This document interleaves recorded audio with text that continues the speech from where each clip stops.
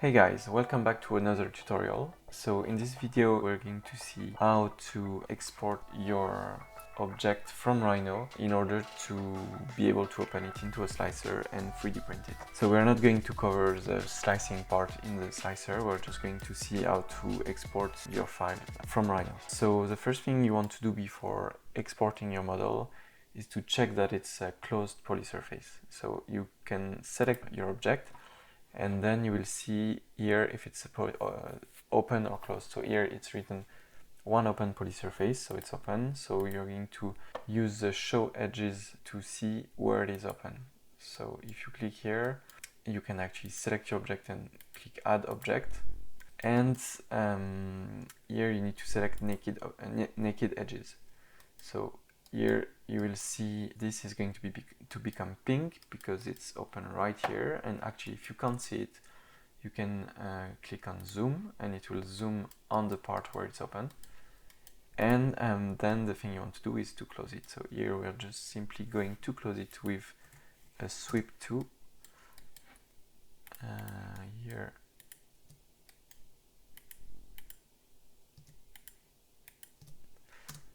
We are going to join both pieces like this, and now you see the pink edges disappeared. And if you click on it, it's written one closed polysurface. If it's written open, that it's an open polysurface, and that you have this tool open, and nothing shows, it might be because it's a non-manifold edges. So here you would click here and it will display in the same way where it is, and you will try to fix it. So when you have a closed polysurface, you can now export it. So you're going to use the export with origin.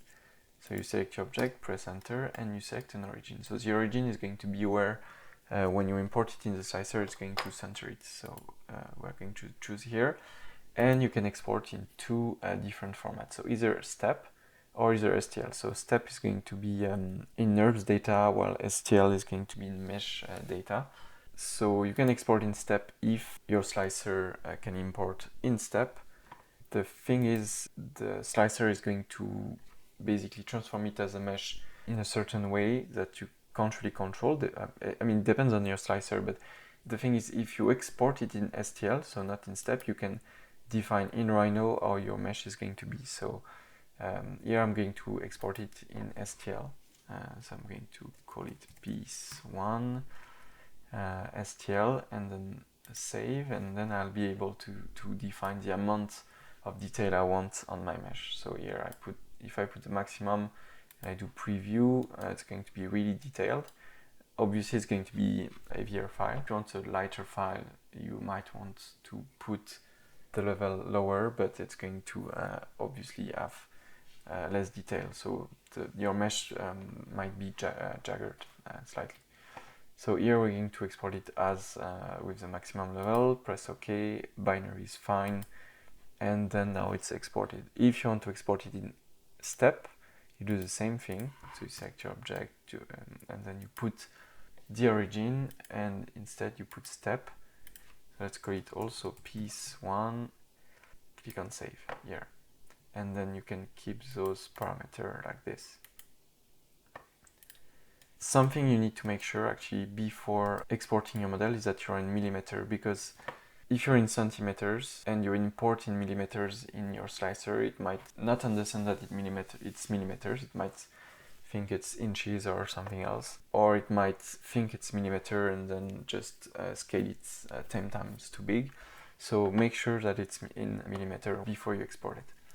So then open your slicer. So here I'm using Prusa slicer.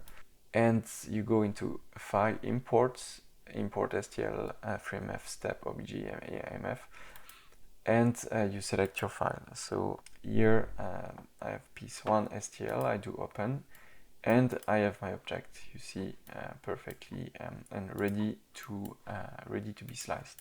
If I open the step 1,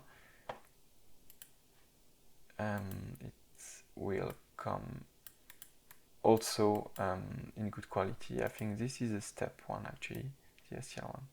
So you see the step 1 as the quality is not as good, the quality of the surface is not as good as the STL1, and you didn't have a say on how it's going to be converted. So at least when you export in Rhino with your own mesh transformation settings, you make sure that it is as you want. So that's how you export from Rhino, and if you have any question regarding this process, don't hesitate to ask in the comments.